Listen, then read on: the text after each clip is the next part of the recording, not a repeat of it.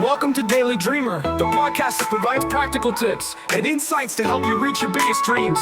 Tune in for daily doses of motivation, inspiration, and actionable advice to turn your aspirations into reality. Whether you're looking to find clarity, boost your confidence, or stay on track with your goals, Daily Dreamer is here to guide you every step of the way.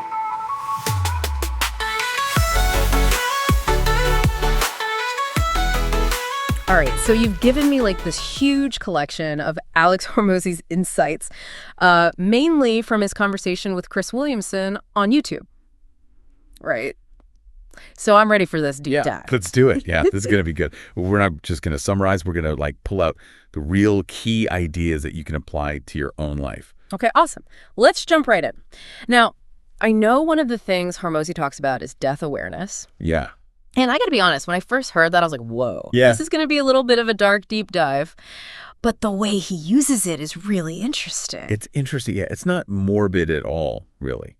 What it is like a perspective shift. It's like, look, your time is finite and everyone else's is too. So all these people that you're worried about judging you, in a couple generations, they're going to be gone. Yeah. So it doesn't matter. That really makes you think about whose opinions you're letting hold you back, right? Exactly. Doesn't it? And he even has a personal story about that, right?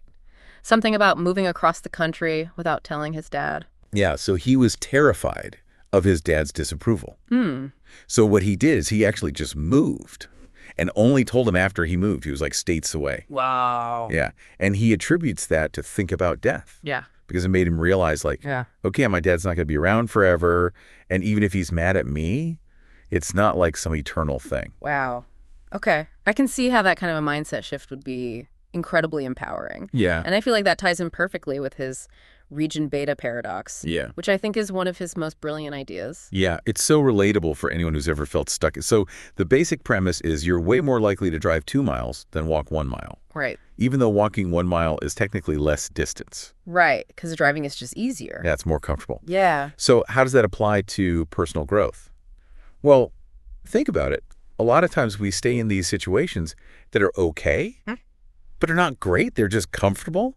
And so we haven't reached that point where we're like, oh my God, I need to get out of this. Right. You know what? I've totally been there. I had this freelance client a while back where the pay was decent, the work wasn't terrible, but it was just like draining my creative energy. I knew I should have moved on, but I stayed stuck in that region beta for like months, longer than I should have. It's so common. It's a trap we all fall into. So his point is sometimes things need to get worse before we're motivated to make them better.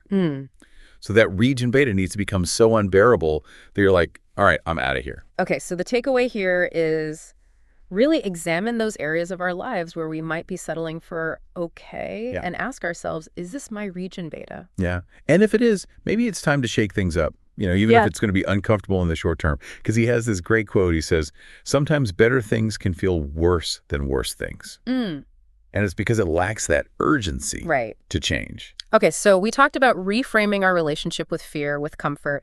And now I want to dive into his concept of the fear engine. Oh, yeah. This one really intrigued me. Yeah, this is cool. So it's another reframing technique. Instead of just focusing on what you want to achieve, it's looking at, okay, what regrets can I bear? Okay, so it's not about running towards pleasure, but it's about running away from pain? Kind of, yeah. So he uses the example of quitting a job. Yeah. So he says, would you rather deal with like a 5-minute conversation, a tough conversation with your boss, or 10 years of regret? I've been there. I spent years working in marketing, and it was just slowly killing my soul, but I was so afraid to make a change. So I was afraid of what people would think. Yeah. I was afraid of failing. I was afraid of starting over. Yeah. What if you had framed it in that way? Like, what regret can I live with? Oh, man.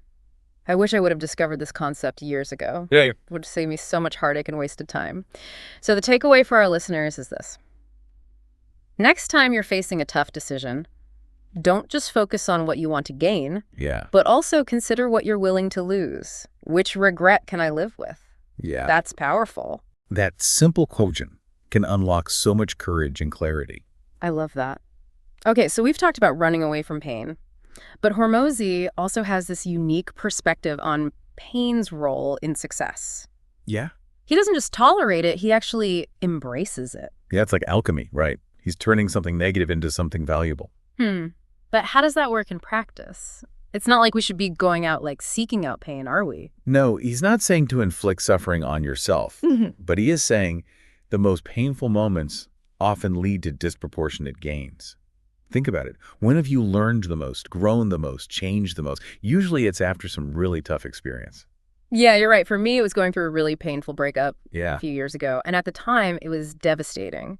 But it really forced me to reevaluate my priorities, set healthier boundaries, become a stronger, more independent person. Yeah, and Alex actually shares a very personal example. He talks about getting a DUI and being in a head-on collision. Yeah. And he talks about that was a wake-up call for him. Hmm. And it led to him ending several failing business partnerships, which ultimately set him up for greater success. Right. So the takeaway here is to really reframe our relationship with pain.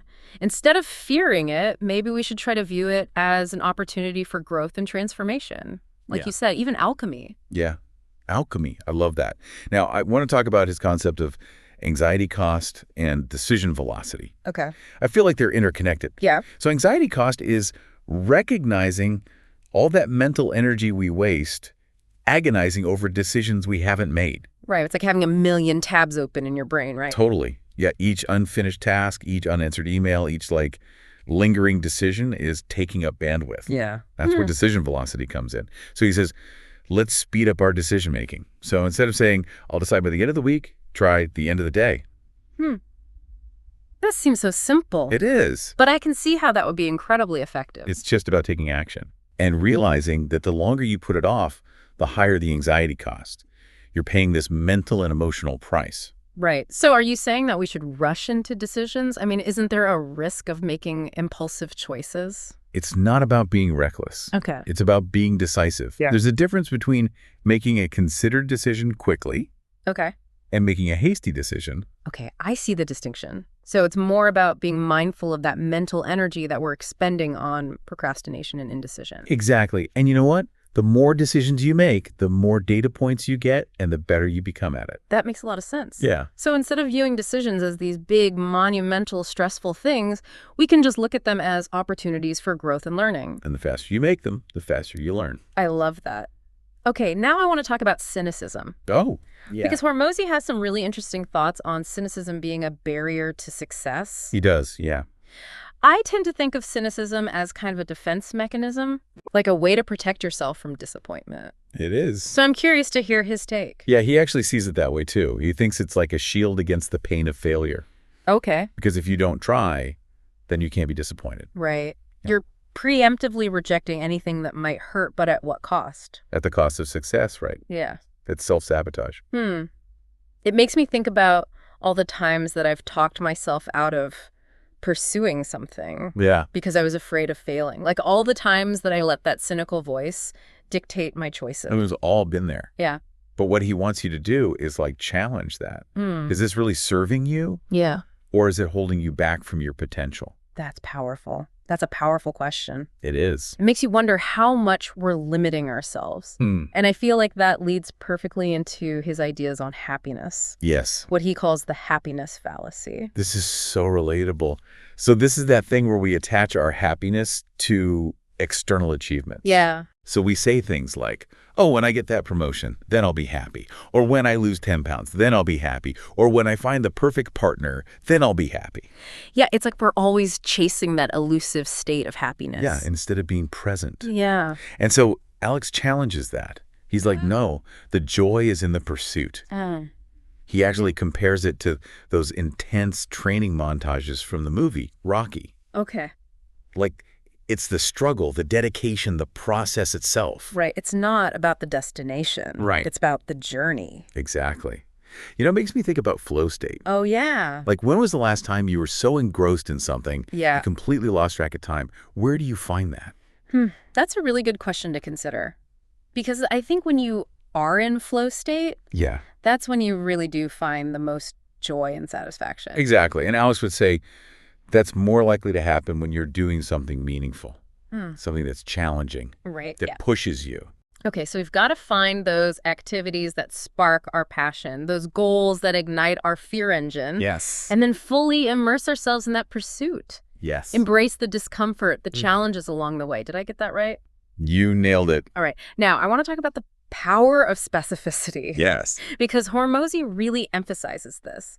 He even talks about something called twisting the knife, which, I'll be honest, sounds a little intense. It does sound intense. But really, it's just about getting brutally honest with ourselves, right? Yeah. So instead of being like, ugh, I hate my job, what he wants you to do is like pinpoint what is causing you that pain. So instead of saying I'm unhappy, it's like, okay, what is making me unhappy? Instead of I want to be successful, it's what does success look like? What are the steps? It's about moving from vague dissatisfaction to targeted action. Totally, yeah. I can see how that would be really empowering. And he uses this great analogy. He says, if you want to lose weight, it's not enough to say, I want to eat healthier.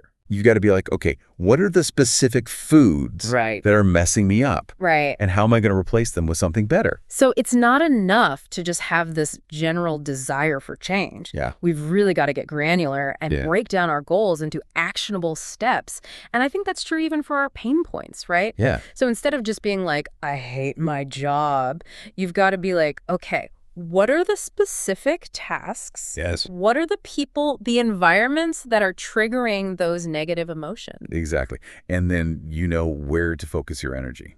Okay, so we've got to get specific with our goals, specific with our pain points. Yes. And then we embrace that fear engine to propel us forward. I love it. All right, what else does Hormozi have in store for us? Well, let's talk about how to deal with haters and doubters. Okay. He has this phrase that I love. It's success is the only revenge. I love that. Yeah. It's about rising above, right? It is, yeah. He actually learned this from his high school weightlifting coach. Wow. Who said, true success just makes everyone else irrelevant. It's like casting a shadow so large that your haters are completely obscured. Yeah, they don't even matter. Their opinions don't even matter. They're gone. Yeah. Okay. And that brings us to another interesting observation he makes about the dynamics of success. He says, fame doesn't change you, it just changes everybody around you. It's so true. And I have actually seen that play out in real life, Oh, yeah. where when someone achieves a certain level of success, people's attitude towards them can shift so dramatically, even though they haven't changed at all. Right. It's like they're seen differently all of a sudden. Yeah. He actually attributes that quote to the musician Louis Capaldi, Oh, really? who rose to fame performing songs he had written years earlier. So, like, his talent hadn't changed. Right. But the way people perceived him did. It makes you wonder, is it really about them changing? Or is it more about us and our own insecurities and desires that we're projecting onto them? I think it's a bit of both. Yeah. But I think the takeaway is success often comes with a shift in your social landscape. People that were once supportive might get envious, might get resentful. And that's why it's so important to have a strong sense of self-worth. Yeah. Because if you're getting all your validation externally, Yeah, you're in trouble. that's going to be a really rough ride. Yeah. Which leads to his definition of self-love, which is actually pretty different than what you might think of. Yeah. He defines self-love as holding yourself to a higher standard than anyone else would. So it's not about complacency Oh, or no. accepting mediocrity. No, it's about striving, pushing yourself to be the best version. I love that. That's a much more empowering definition than the whole treat yourself mentality Oh, yeah. that we see so much of today. That's self-indulgence. This is self-improvement.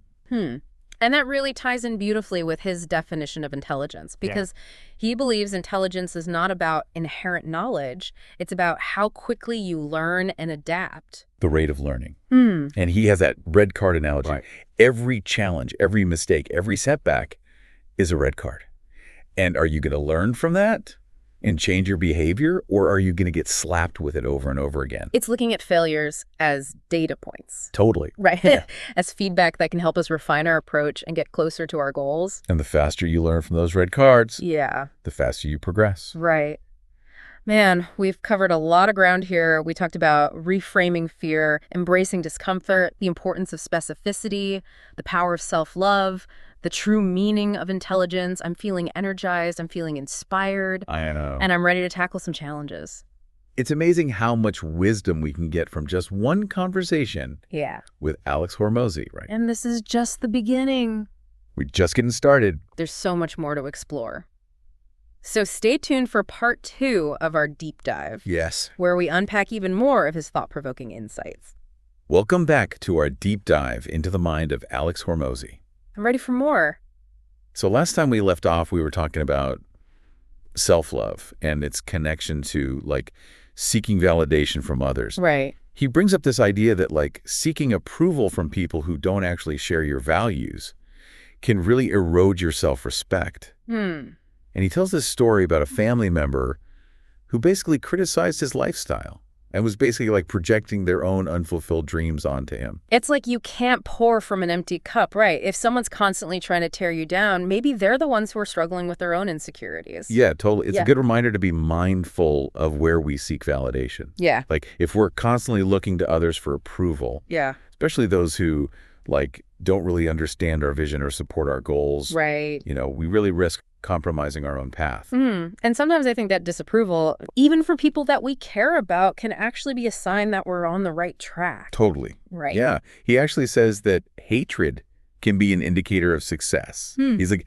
if you're not ruffling any feathers, you're probably not pushing hard enough. Okay, so true innovation, real disruption, it comes with a certain amount of resistance, right? Gotcha. People are always going to push back on stuff. Especially if it challenges like the status quo Right. or their own beliefs. And that resistance can actually be a good thing. It can. Right. It can force us to really refine our ideas and become even more convicted in what we're doing, strengthen our vision. It's like a test, it's like a filter to weed out those who aren't meant to be on the journey with us, right? I love that.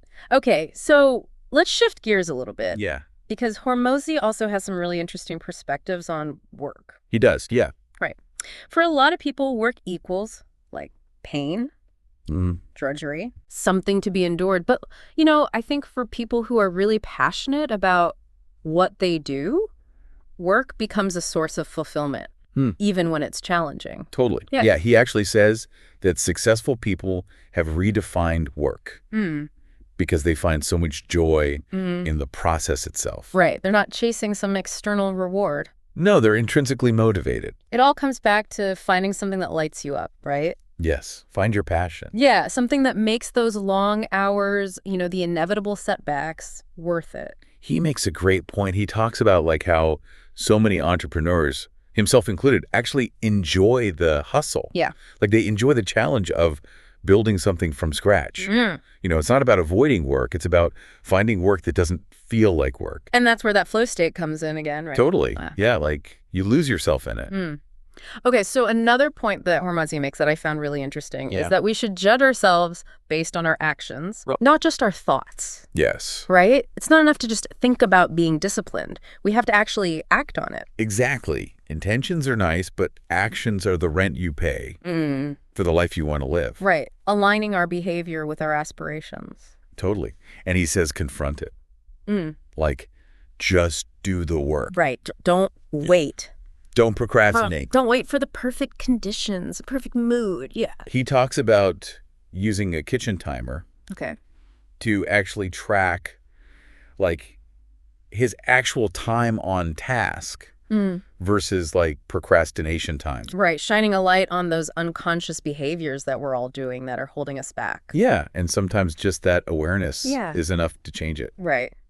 Okay, so he has all these great tips for like really maximizing productivity, minimizing procrastination. And it seems like that's a philosophy he applies to his own personal growth as well, right? Like he's constantly striving to improve, to become the best version of himself. Never settles. He doesn't accept good enough. That's that self-love definition, right? Holding yourself to a higher standard. Right. Constantly seeking out challenges, pushing those boundaries, refusing to become complacent. He's obsessed with growth. Yeah. And he challenges that traditional idea of intelligence, right? It's not about knowing everything. It's Yeah. about your rate of learning, how quickly you can adapt.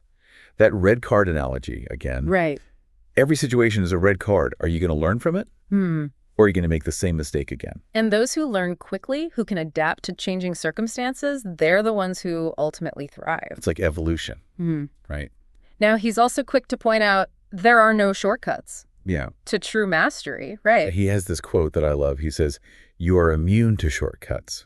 And it's a reminder that like the path to success is paved with hard work, dedication. You've got to put in the reps. Yeah, there's no magic formula, no easy way out. There isn't. And he brings up this like almost flaw in human nature that we do, which is the must be nice or must be easy kind of thinking. Right. And he sees this as like a really dangerous victim mentality. It's so easy to look at someone else's success and be like, oh, well, they must have had it easy. Yeah, it must be nice. But we rarely ever see like the struggle, The sacrifice. the sacrifices, Right. the countless hours, that they invested. Okay. And I think this type of thinking actually allows us to abdicate responsibility Yeah, total. for our own lack of progress. Yeah, 100%. Yeah. And so instead of focusing on what we can control, like our actions, our effort, Yeah. we attribute their success to factors that are outside of their control, like luck, privilege. It's like giving ourselves permission to fail before we've even started. Totally. Yeah. And he has the perfect antidote to this, Okay. which is expand your time horizon. And so he says most goals are attainable if you're willing to play the long game. Right, right. He says we can achieve almost anything in 10 years Yes. if we are consistent And persistent. and persistent in our efforts. Yeah, and he redefines patience. He's like, patience isn't just waiting for something to happen. It's figuring out what to do in the meantime.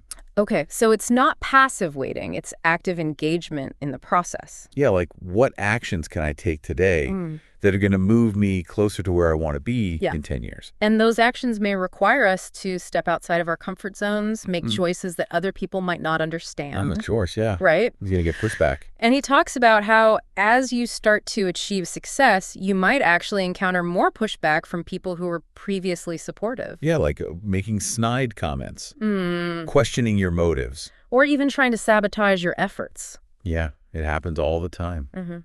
It's almost like, success becomes this like mirror Yeah. that reflects the insecurities of everyone around you. That's uncomfortable, but probably true. Yeah. And that's why, self-worth is so important because it allows you to weather those storms of criticism, to stay true to yourself, to your vision. So how do we cultivate this unshakable sense of self-worth? Is it something we're born with? I think it's a bit of both. Some people naturally have like more self-belief, Yeah. but it's definitely a muscle you can develop. And so, Alex talked about setting really high standards for yourself, Yeah. like higher than anyone else would set for you, Yeah. and just like relentlessly pursuing that. To set the bar high and then just go after it, Just go for it. regardless of the external validation. He's like, have faith in your potential, even if you haven't reached it yet. Like, bet on yourself, even if no one else is. It's about proving yourself right, not proving other people wrong. And he uses this great analogy. He says, imagine you're a treasure hunter. Okay? Okay. You have this map that leads to buried treasure, and you're convinced it's real, even though everyone else is laughing at you. And so you dig and you dig and you dig, even when it's hard, even when there's obstacles, because you know that treasure's there. And eventually you hit it. You find it. You knew it was there all along. But the treasure isn't the gold. It's what you become in the process of searching for it. Right. It's that resilience that you've built. The grit. Yeah. That belief in yourself. Okay, so it's not just about achieving the goal. Yeah. It's about becoming the type of person who can achieve the goal. Exactly. Okay, now another element of like building that self-worth Yeah. is recognizing that you are not your failures. 100%. Right. We all make mistakes. We all stumble. We stumble. Yeah. But those stumbles don't define us. They don't. Yeah. And so, Alex talks about looking at your failures as like data points, as feedback to help you get better. Okay. He says, if you're not failing, you're not pushing hard enough. Okay. There's that red card mentality. There it is. It's like, take that information, learn from it, become more skillful. And then, he also talks about the importance of like self-reflection, really taking the time to analyze like, okay, where did I go wrong? Okay. And what can I learn from that? Turning those failures into opportunities for growth. I love this quote. He says, failure is an event, not a person. It's a verb, not a noun. It's not who we are. It's something that happened. Exactly. Okay, before we wrap up this part of our deep dive, I want to go back to what he was talking about with the whole time horizons. Right, right. It's so easy to get caught up in like wanting that instant gratification. Yeah. But he reminds us like we can achieve almost anything Yeah. in 10 years if we're just consistent. Yeah. He says, think big, set these audacious goals, and then just break them down into these like smaller manageable steps. Right. It's like climbing a mountain. You don't get there in one leap. Right. You got to take it one step at a time. It's a process. And he reframes patience. Yeah. He's like, Patience isn't about just waiting for something to happen. It's like figuring out what you're going to do while you're waiting. Right. Active engagement. Yeah. Yeah. And I think that's where that 10-year time horizon is really helpful because it allows you to zoom out Yeah. and be like, okay, what are the things I can do today Yeah. that are going to move me closer to where I want to be? So instead of getting discouraged by setbacks, Right. comparing ourselves to others, Yeah. we can really just focus on our own journey, Your own progress. our own progress. Trust the process. Trust the process. Yeah. Okay, now I know we're running out of time for this segment, too. but there's one more really crucial aspect of Hormozi's philosophy that we need to touch on before we move on. And that's this emphasis on owning our choices. Yes. He is a big advocate for taking responsibility for our actions. Oh, huge. He's like, you are the architect of your life. You have the power to choose your responses, your behaviors, your outcomes. But so often, we make excuses. Yeah. Or we blame other people. Yeah. We play the victim. Right, right. And he calls that out. He calls it, that must be nice, must be easy thinking. Right, must be nice. He's like, stop complaining about the work you didn't do. Like, if you haven't put in the effort, you haven't made the sacrifices, then you don't get to complain about not having the results. Okay. It's a tough love approach. Yeah. But it's powerful because it reminds you you are in control. You have the power to change your circumstances. Okay. So it's about closing that gap between our aspirations and our actions. Yeah. It's easy to dream big, It is, yeah. but it's our actions that really determine the outcomes. He uses this great analogy. He says, like, you can't go to the gym and then complain about not losing weight Yeah. if you haven't been following your diet. Right, right. Like, it's just cause and effect. Simple cause and effect, yeah. And I think that principle applies to like every area of our lives, right? 100%, yeah. Not just fitness, but our careers, our relationships, personal growth. Yeah. If you're not seeing the results you want, ask yourself, have I truly been putting in the work? Have I been showing up consistently, Yeah. even when it's hard? Yeah. Or have I just been making excuses? Right. Shifting the focus from blame to empowerment. Totally. Yeah. Reminding us that we have the power to change our circumstances. Yeah. But it all starts with taking responsibility for our actions. 100%. Okay, now that ownership also extends to, like, our mindset, Of course. our beliefs, our attitude. Yeah. Alex talks about how, our beliefs shape our reality. And we often create these self-fulfilling prophecies based on what we believe about ourselves and the world. Right. He has this analogy. He says, imagine playing a video game, and you can choose to play at the easy level or the hard level. Okay. The game doesn't change, but your experience of it does, based on the level of difficulty you choose. Okay. And he's saying that applies to life, too. Yeah, totally. Right. We can choose to play it safe. Stay in our comfort zones, Yeah. avoid challenges, or we can level up. Embrace the discomfort, push ourselves. And that choice is entirely up to us. It is. Okay, so we talked about self-worth, the importance of action, expanding those time horizons, and really owning those choices. Yeah. What else is on the agenda for today's deep dive? Wow, we've covered so much ground already with Alex Hormozi. It's amazing how much he tacks into every single conversation. It really is. And we still have a few more things to unpack, right? Like, remember that winner's mindset paradox we talked about? Yeah. I think it ties in perfectly with what we were just talking about with, like, owning our choices. Yeah, remind me what that paradox is again. So it's that idea that successful people, they're very aware of the risks and challenges they face, but they don't let that paralyze them. They don't let the fear stop them from taking action. It's like they're these, like, skilled boxers, always looking for an opening, ready to dodge a punch. Right. But they never doubt their ability to win the fight. Okay, so they're prepared for the worst, but they're still playing to win. Exactly. It's like they're operating on these two levels at the same time. Super vigilant in the present moment, but, like, unshakably optimistic about the future. It's such a fascinating duality, and I think it speaks to the importance of cultivating that balance, Yeah. right? Between having a realistic assessment of the obstacles you might face, but then this unwavering belief in your ability to overcome them. I think you just nailed it in a nutshell. Yeah. Okay, now on a more practical level, Yeah. I want to highlight one of Hormozi's pieces of advice that is very straightforward, but also, like, kind of uncomfortable. Yeah. Which is stop complaining about the work you didn't do. Oh, yeah. That one stings a little bit. Right. It We're does. all guilty of this. Oh, yeah, 100%. Right. It's so easy to blame other things or other people for our lack of progress. Yeah. Make excuses, Yeah. play the victim. But true accountability, like he's saying, starts with owning our choices, right? It does. Yeah. And it's recognizing that, like, success isn't this thing that we're entitled to. It's something we earn. Right. It's about closing that gap between our aspirations and our actions. Exactly. Yeah. So it's easy to dream big, but it's our actions that really determine the outcomes. He had this analogy. He says, you can't go to the gym and then complain about not losing weight if you haven't actually, like, followed your diet plan. Right. If you haven't been working out. Simple cause and effect. It's cause and effect. Exactly. And I think that applies to every area of our life. Every area, yeah. Your career, your relationships, your personal growth, everything. If we're not seeing the progress we want, we really have to ask ourselves, have I truly been putting in the work? Have I been showing up consistently? Even when it's hard? Or have I just been making excuses? Yeah, it's a really powerful question to ask because it shifts the focus from blame to empowerment. It does, yeah. And it reminds us that we do have the power to change our circumstances.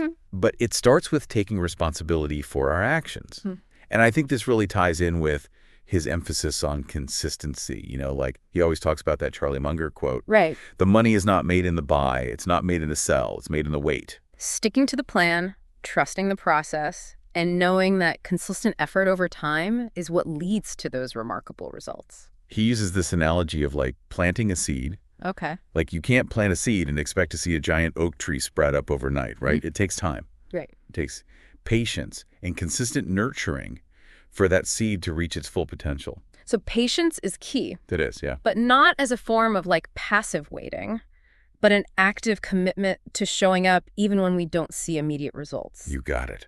It's about trusting that the work you're doing today is setting the stage. Yeah. For bigger things down the road. It's enjoying the journey, the ups, the downs, the challenges, the wins, knowing that each step forward is bringing you closer to your goals. So how do we cultivate that consistency, especially when we're faced with setbacks and distractions? Like, what are some practical tips?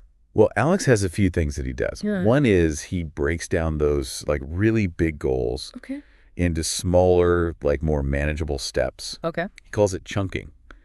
And it's a great way to just make it feel less overwhelming. So instead of like writing an entire book, focus on writing one chapter. Yeah, or even like one page. Okay. Just break it down into like these bite-sized pieces. Yeah. Another thing he does is he creates systems and routines that support his goals. So it could be something as simple as like setting aside a certain time every day to do focus work. Right. Or like creating a dedicated workspace that's free from distractions. Right. So you're setting yourself up for success. Totally. Yeah. By designing your environment, your schedule in a way that like promotes that productivity and focus. And then another thing that's really important is accountability. So, finding a mentor, a coach, joining a mastermind group, or even just like telling your goals to a friend or a family member who can support you. Right.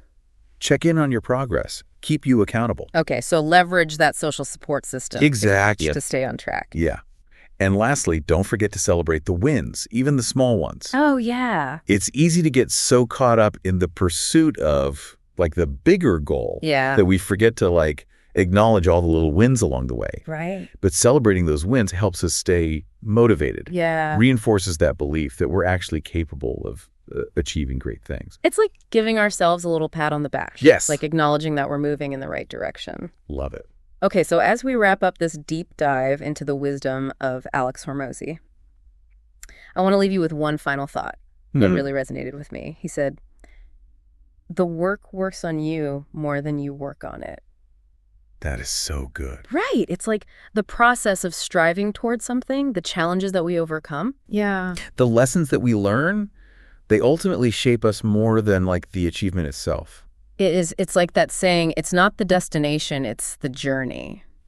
Right, but he takes it a step further. He does. Right. He's saying the journey actually transforms us. It does. It helps us to become the kind of person who's capable of achieving that goal in the first place. It makes you really think about the goals you choose to pursue. Yeah. Because you're not just working on a project, you're working on yourself. So as you continue on your own journey, I hope you keep these insights from Alex Hormozi in mind. Embrace discomfort, challenge those limiting beliefs, Yeah. and commit to that consistent action. And remember, the work works on you more than you work on it. So choose your projects wisely because they're shaping who you become. That's a really powerful message to end on. Thanks for guiding us through this deep dive. It's been such an incredible journey. My pleasure, anytime. And to everyone listening, keep diving deep, keep pushing yourself to grow.